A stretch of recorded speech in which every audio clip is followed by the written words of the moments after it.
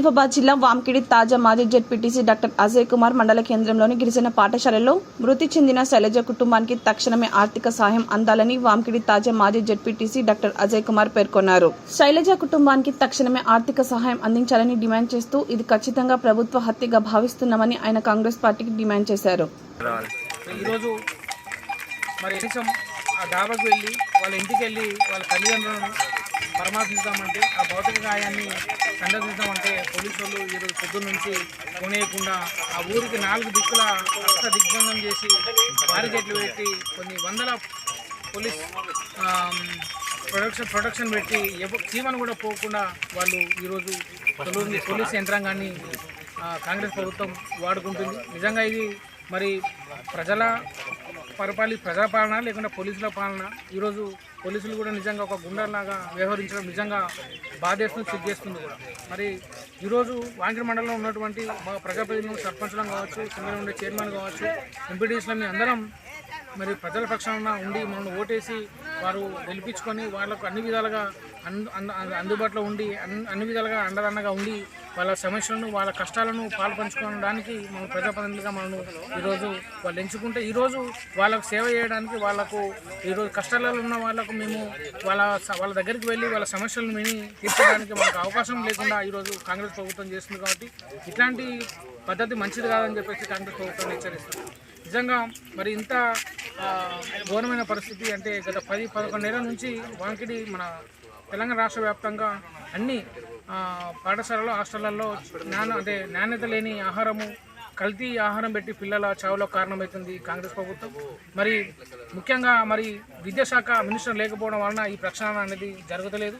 మరి గిరిజన శాఖ మినిస్టర్ అయి ఉండి కూడా ఈరోజు దీనిపైన ఇంతవరకు ఒక్కసారి కూడా మాట్లాడకపోవడం. మరి నిమ్స్ హాస్పిటల్ బాలిక మరి అడ్మిట్ అయ్యి చికిత్స పొందుతుంటే ఒక్కరోజు కూడా మరి ఆ శాఖకు సంబంధించిన మినిస్టర్ పోకపోవడం.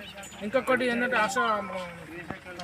మొన్న మా హరీష్ రావు గారు, కోలక్ష్మి స్థానిక ఎమ్మెల్యే గారు నిమ్స్పై పరామర్శించిన తర్వాత ఒక గంటకే మరి పొన్నం ప్రభాకర్ గారు, కొండ సురేఖ గారు మేఘాల మీద పోయి ఆడ ఫోటోలో ఫోజులు ఇచ్చి వచ్చిండ్రు తప్ప మరి అమ్మాయి గురించి మరి ఆమె ఆరోగ్య పరిస్థితి తెలుసుకొని నిమ్స్ వైద్యులతోటి మెరుగైన వైద్యం అందించాలి, అమ్మాయి ప్రాణం కాపాడాలని చెప్పేసి కూడా వాళ్ళు ఎక్కడ కూడా వాళ్ళు ప్రయత్నం చేసినట్టు కనిపిస్తలేదు. కాబట్టి ఉమ్మడికి అమ్మాయి యొక్క మరణం ఇది ప్రభుత్వ హత్యగా మేము పరిగణిస్తున్నాం. మరి ముఖ్యంగా ఇక్కడ ఏం కనిపిస్తుందంటే అక్కడ బీఆర్ఎస్ కార్యకర్తలు ఎక్కడున్నా కానీ ఇమ్మీడియట్గా అరెస్ట్ చేసి మరి వాళ్ళను ఈ యొక్క అమ్మాయి మరణాన్ని అంటే పరామర్శించకుండా ఆ దర్యాప్తులకు పోకుండా మనను అడ్డుకోవాలని చెప్పేసి మన పైనుంచి వాళ్ళకి ఆదేశాలు వచ్చినట్టుంది.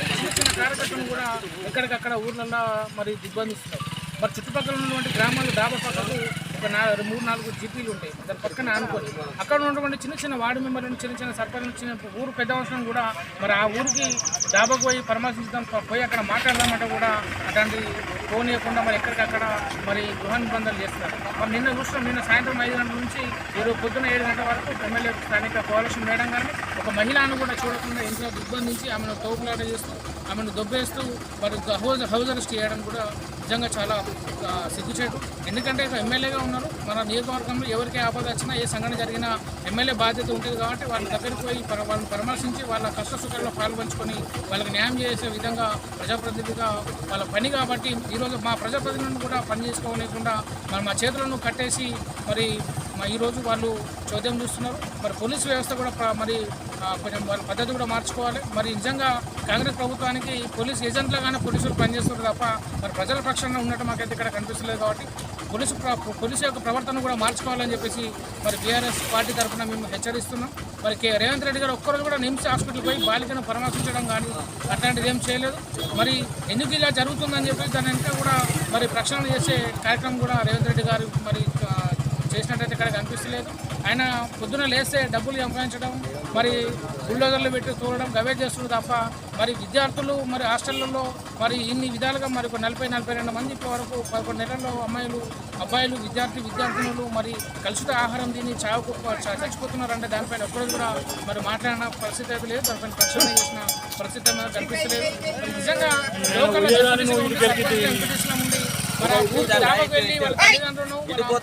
భౌతిక గాయాన్ని చూద్దాం, పరామర్శించడం అంటే కూడా మాకు అవకాశం కనిపించకపోవడం నిజంగా చాలా సిగ్గుసాటు శోషణీయం. మనం మేము గుండాలమా, రౌడీ షీటర్లమా ఏంటో మాకైతే అర్థమవుతలేదు. మేము అక్కడికి పోయి మరి ప్రభుత్వం పైన పిఓ గారితో, కలెక్టర్ గారితో, మరి ఎమ్మెల్యే గారితో మరి న్యాయం చేయాలని చెప్పేసి అడుగుతాం తప్ప ఆందోళన కార్యక్రమం చేయడం లేదంటే ఏదో చేద్దామని చెప్పేసి అనుకోవడం వల్ల భ్రమ. మరి ఎందుకంటే ప్రభుత్వం చేసినటువంటి తప్పును కప్పిపుచ్చుకోవడానికే ఈరోజు ఇంత పోలీస్ ఫోర్స్ పెట్టి వాళ్ళ తప్పును కప్పిపుచ్చే ప్రయత్నం చేస్తున్నారు. ఇది బయట ప్రపంచానికి రావద్దు, బయట ప్రపంచానికి తెలవద్దు అని చెప్పేసి ఇదంతా చేస్తున్నట్టు. మొన్ననే రీసెంట్గా జైనూరులో కూడా ప్రభుత్వ వైఫల్యం చూసినాం. దగ్గర నెల రోజులు అక్కడ ఇంటర్నెట్ కూడా కట్ చేయడం చూసినాం.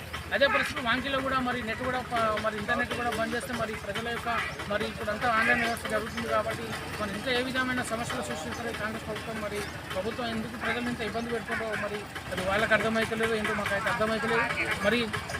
మరి అమ్మాయి కుటుంబానికి తప్పకుండా మరి ఎందుకంటే అమ్మాయి ఈరోజు చదువుకొని ఒక డాక్టరో, ఇంజనీరో, ఒక మంచి ఉన్నతమైన స్థాయిలో మా బిడ్డ ఉండాలి. ఆమె పెద్ద కలిగిన తర్వాత ఉద్యోగం చేసి మా తల్లిదండ్రులను మరి మంచిగా సాగుతుంటుంది, మాకు ఒక అండగా ఉంటుందని చెప్పేసి వాళ్ళ అమ్మాయి ఎన్నో కళలు కానీ అమ్మాయిని పాఠశాల లేదు చదివిస్తే ఈరోజు పాపం అమ్మాయి చనిపోవడం వల్ల ఆశలన్నీ ఆవిరైపోయినాయి. ఇప్పుడు మేము టీఆర్ఎస్ పార్టీ తరఫున మరి మేము ఒకటే డిమాండ్ చేస్తున్నాం కాంగ్రెస్ ప్రభుత్వాన్ని. 100% అమ్మాయి ప్లేస్ తల్లిదండ్రులకు ఒక ప్రభుత్వ ఉద్యోగం, అది కూడా పర్మనెంట్ ఉద్యోగం ఇవ్వాలని చెప్పి డిమాండ్ చేస్తున్నాం. అలాగే వాళ్ళకు ఉండడానికి ఒక ప్రభుత్వ ఇల్లు కూడా కట్టించాలి. ఎందుకంటే దాబా అనేది పూర్తిగా ఏజెన్సీ ఏరియా కాబట్టి తప్పకుండా మరి అక్కడ బీసీలకు, ఇతర కులాలకు అక్కడ వాళ్ళకు పట్టాలు కావు కాబట్టి వాళ్ళకు మరి నాన్ ఏజెన్సీ ఏరియాలో 5 ఎకరాల భూమి ఇచ్చి పట్టా కూడా ఇవ్వాలని చెప్పేసి ఇచ్చి వాళ్ళ తల్లిదండ్రులు వాళ్ళ కుటుంబాన్ని ఆదుకోవాలి.